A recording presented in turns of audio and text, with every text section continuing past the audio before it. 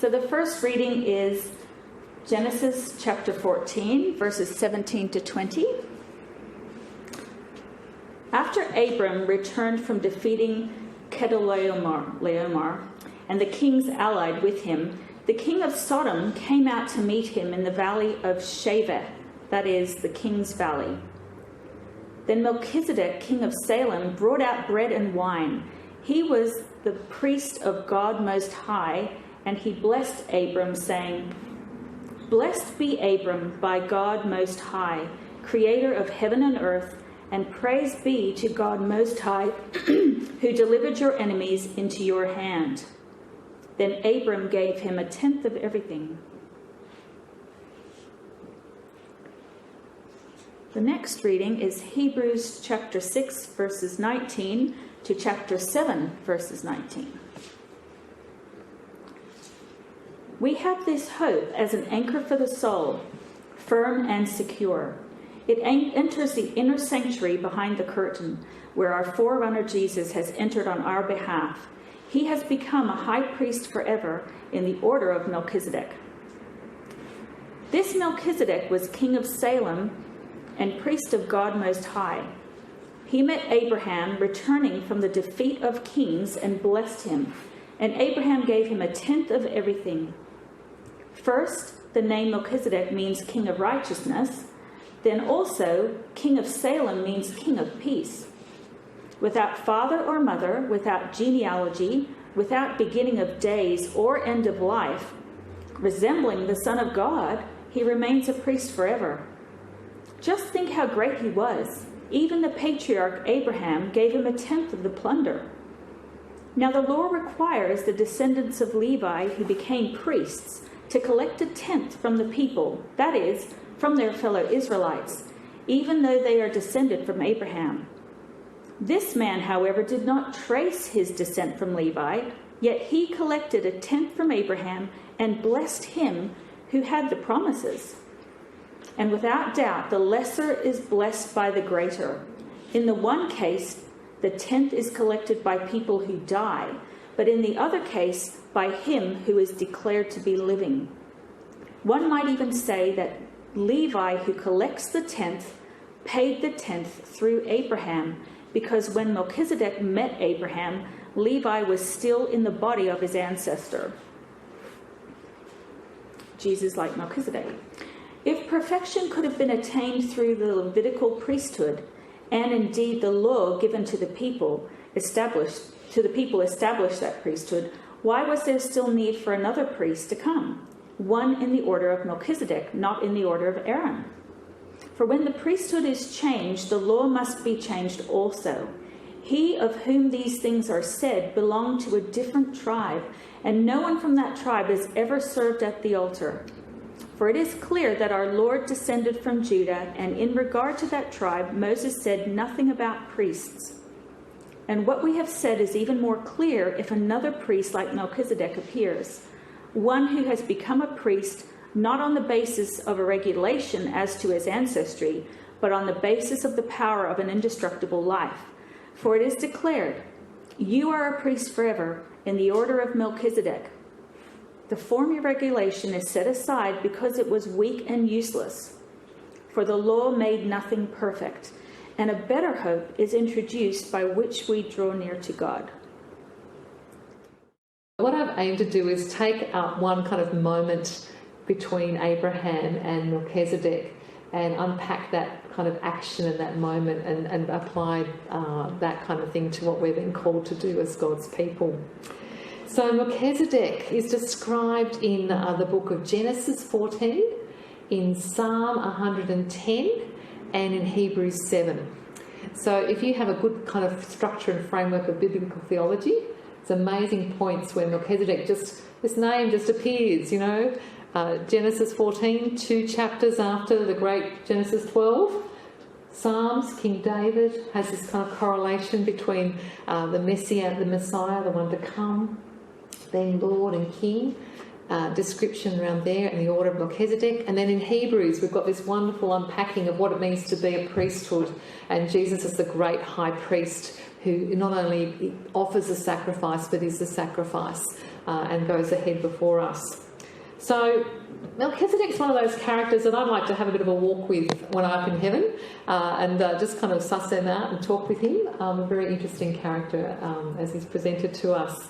So he comes in Genesis 14 just after Abraham has been given the covenant where his name is going to be great, where God is going to make him a great nation, and that he is being called to launch God's people in the pages of biblical history. And then just 2 chapters on, we have this scene with this Canaanite king. There is no genealogy. There is no bloodline.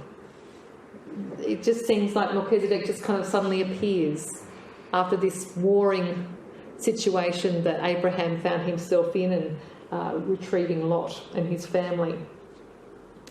But this name thrown in there is said to be a king of Salem.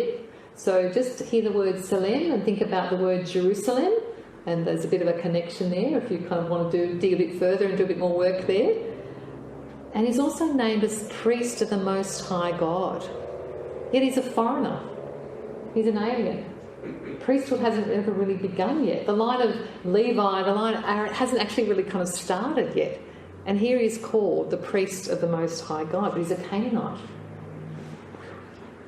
It seems like God in this early salvation plan is actually doing something radical and unexpected and including a Canaanite king and priest as a part of his plans and purposes for his kingdom family.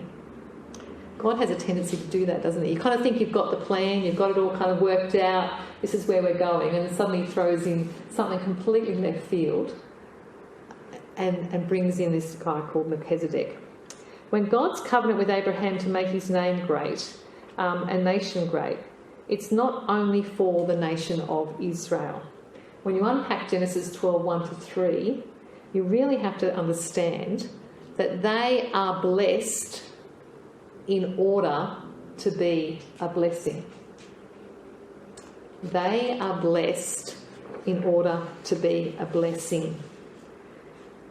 God introduces a Canaanite king and a priest who blesses Abraham, a foreigner, and kind of anyone who understands that culture, to really work out the fact that if someone blesses someone else, if Melchizedek is blessing Abraham, then somehow Melchizedek is greater than Abraham.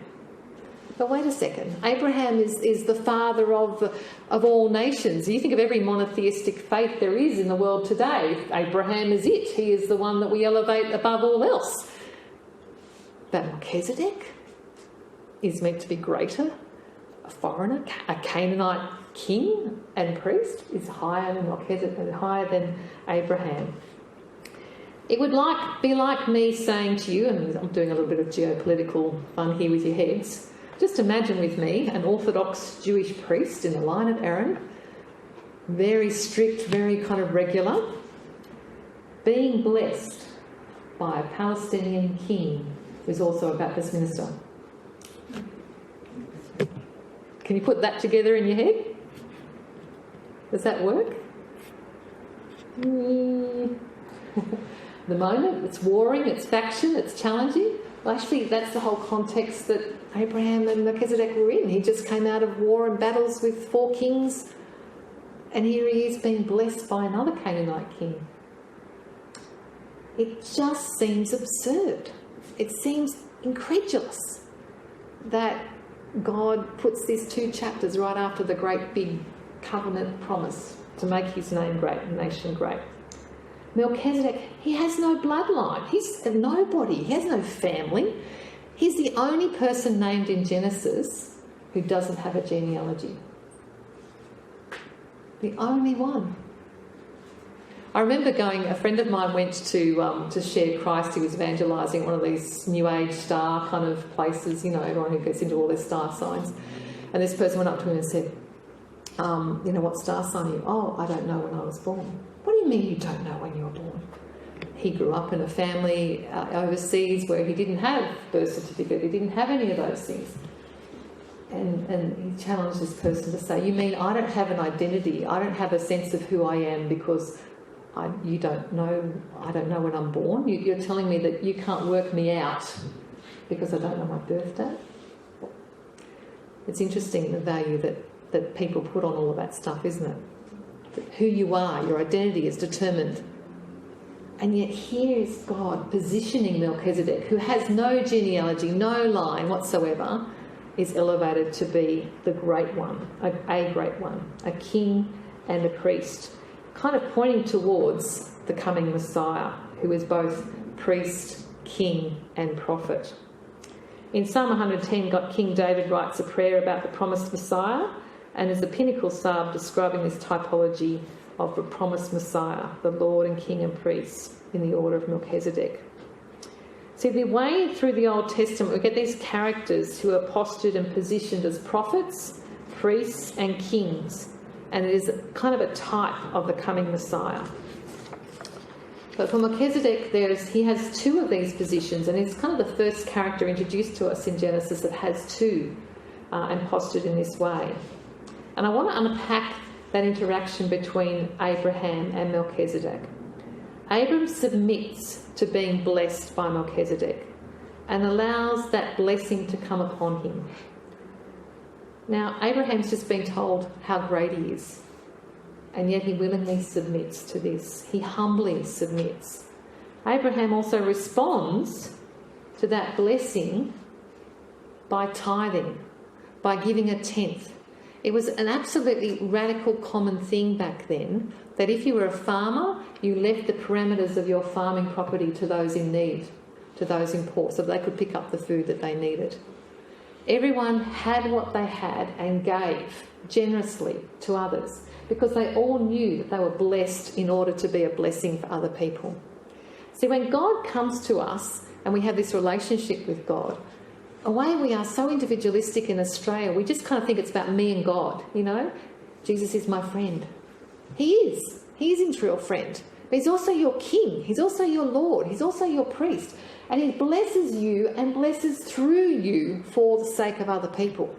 You're to love the Lord your God with all your heart, with all your soul and all your mind, and you are to love your neighbour as yourself. We so easily just kind of minimise that second part, that second command. I'm not trying to make you feel guilty. I'm just trying to make you feel back to that kind of core reality that you are so blessed by God and he wants to call you to be a blessing to other people. Abraham realised that he was blessed by God in this moment. I've got a bit of a story for you. I went to a congress back in 2010. And it's a story where we had lots and lots of Christian leaders from around the world, from 182 countries were there. And we were about to kind of get everyone settled, and everyone was sitting in tables, in round tables, and kind of all equal around these tables. And in walks this brand new, fairly young West African bishop. And he's being escorted to his table. And as he comes in, he starts getting very unsettled and very unnerved, and he refuses to sit down. The young steward's trying to encourage him to sit down. No, I'm not sitting there. Sir, this is your seat. I am to be seated in a place of honour. You can imagine a big, deep African voice. He was refusing to sit because it was not a place of honour. This young steward didn't know quite what to do. He went out the back and grabbed this older American gentleman. And it was pretty amazing. This gentleman, this is the first time he'd been with a whole group of Christians because he'd been working in Mexico along the border, helping people, kind of feeding them and housing them, helping them survive as they go through the desert to try and get through the border. So he comes to this kind of Christian group for the first time, and he comes up to this West African bishop, because we haven't started yet, it's day one, beginning of the meeting. Sir, if a place of honour is what you want, let me be your seat. And this older American gentleman gets down on all fours and his knees and his hands, and he becomes a seat for him. Now this young West African bishop has this sense of older and younger, and immediately grabs him and picks him up and no. This American gentleman says, well, in the name of Jesus Christ, let me give you a hug because God loves you.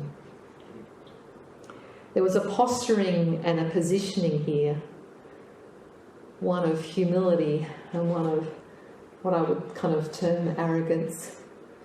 Abraham knew that he was going to be the father of all nations and the start of all this thing, but he doesn't posture himself in arrogance. He humbly submits to being blessed by this King Melchizedek and this priest. He humbly understands that God's purposes and plans are to bless him and to bless through him. That he is blessed to be a blessing. He's chosen by God to do that. If you think about life in Canberra today, when you think about what is around you, the nature of the transient dynamics of people coming and going, it's actually really hard to include or to incorporate or to make a sense of community. We have such need in this area, such need. And God calls us where we are right here, right now, as blessed by him, if you are a person in Jesus Christ, to be a blessing to others around you. There's no Sunday, Monday divide. You can't kind of come to church and tick that box and say, yeah, I've done the Christian thing, and then go to work or go out to do whatever you need to do on Mondays and then just resort back to being what you are. You are blessed for a purpose and a reason, and there is no Sunday, Monday divide. That is 24/7, every day, all days, every part of the year, every year. Your posture before the King of Kings is one of humility and gratitude to the blessings that you have received. And so, stirred by that love and that grace, I want to encourage you to generously give. I'm currently downsizing my parents' place. My mum has been quite unwell and in and out of hospital for the last couple of months, and I've been my dad's full-time carer. So we're having to move them into kind of residential care. And there's so much stuff. So much stuff. I don't know if anyone... Has anyone gone through downsizing parents? Am I? Yeah, okay. It's not easy. We have so much stuff. We really, really do. Do we really need it all? We need to use what we have to give generously to others because so many are in need. I have a bit of a PowerPoint to show you the need at the moment and to kind of highlight to you what's going on because of COVID. This has been a problem beyond before COVID, but I can say well and truly that it has been amplified. The people that are without work, the people now that are finding the food insecurity, the number of kids. I was speaking to Judy Douglas the other day, and she's just got so many homeless. She's a 16-year-old I don't know what to do with. So many people are needing somewhere to stay because of the situation here in Canberra right now. So I just want to show you some of the slides about what's happening. And I know that last year I watched it through the Zoom calls about the pantry appeal last year. So thank you so much for got involved and got our kind of food and tins and cans and pastas and kind of supported. Every single one of those things really made a big, big difference. So we are involved in lots of different areas. And do I have a light here? Because that might be really good. So I can see. Yes, there we go. Okay. So Anglicare is involved with disability services, out-of-home, homelessness youth services and emergency food relief. It's a hidden poverty here in Canberra. I know when I worked for World Vision, I'd often go into an airport, come out, and straight away you could see the poverty. You could see people in need, begging on the streets. But here in Canberra, it seems to be far more of an issue of poverty. The poverty line for a single adult is $457 a week, and for a couple with children it's $960 a week. So if you're trying to live with all the rental requirements or mortgages and food, and often people, in ministry kind of juggle those kind of figures around. But it says 3.24 million people are living below the poverty line and are taking into account their housing costs. At 774,000 of those are children. Here in Canberra, we have 38,000 people with over 8,000 children are now living below the poverty line right now. 38,000 people in Canberra living below the poverty line. Is there a definition of poverty line? Like, yeah, 50% of the national median income. Yeah.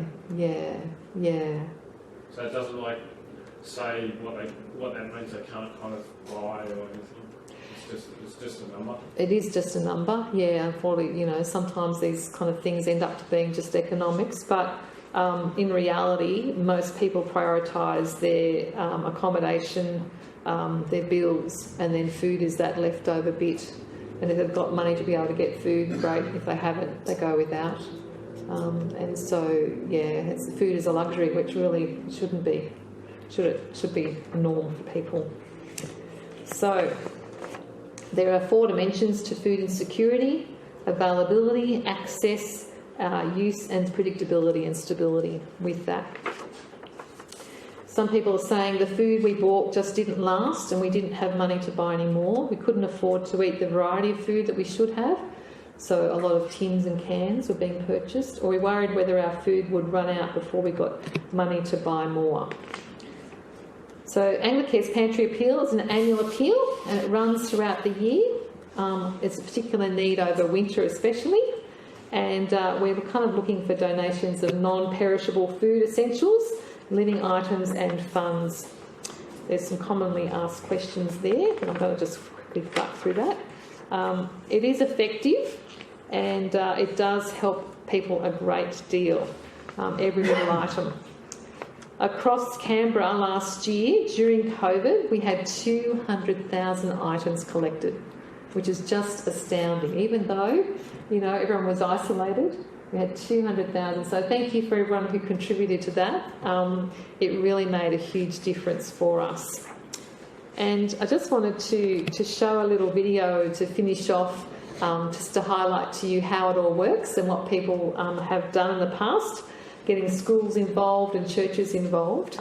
But tonight's passage and this kind of angle that I wanted to take with Melchizedek, I wanted to really think about what does it mean for you today to be blessed by God and in order to be a blessing to those around you. Thank you so much.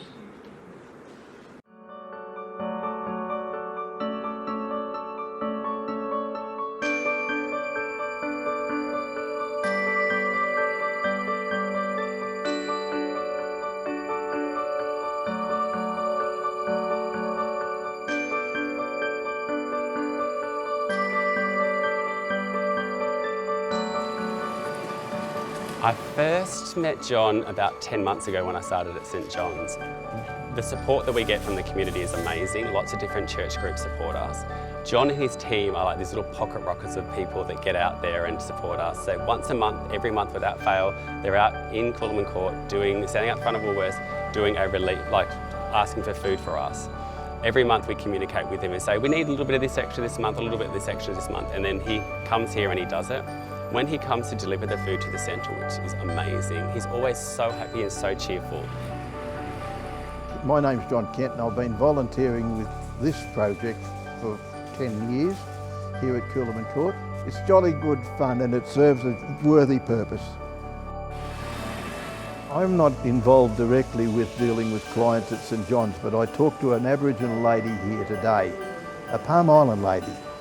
And she said, and she was generous in her donation, but she said she's also called to St John's and used us. And that sums it up. What compels me to give? The need within society that we cannot manage. We can make a contribution to it. The function of the Pantry Appeal is to provide care and support and kindness and help. So the Emergency Relief Centre is basically funded totally by donation. I grew up with watching charity work. I grew up being able to help people and being able to support people and moving forward. It feels normal to me just to be able to help someone. Like I think that if everyone treated everyone a little bit more kinder, the world would be a different place. So for myself, in my role, I feel that if I treat everyone with dignity and respect when they come in the door, that relieves the horrible feeling that maybe they can't afford to feed their children. So when they do leave, I know that when they do leave, they actually feel a little bit more happier and they actually have food. So a good feeling. The 2017 statistics said that we saw an average of 4,000 families per year. The 2018 figures are 5,762 people, so it's up a significant amount. The impacts John and his team have is it's a monthly, they bring the food in monthly. So in any given month, they can give up to about 50 bags of groceries. So that 50 bags of groceries could feed anywhere up to 25 to 30 families. So that's the impact. If people are thinking about volunteering for the Pantry Appeal, I think you should do it. It's a way of meeting new friends, it's a way of engaging with the community. Maybe you get a little bit of extra time that you have on your hands that you're thinking, what can I do? And by doing that, you're supporting other people. Over a year, maybe hundreds of families. Faith is part of one's Christian duty, and Christian duty is to care for one's fellow man. And don't worry about why they're in crisis. They're in crisis and we've got to try and repair that.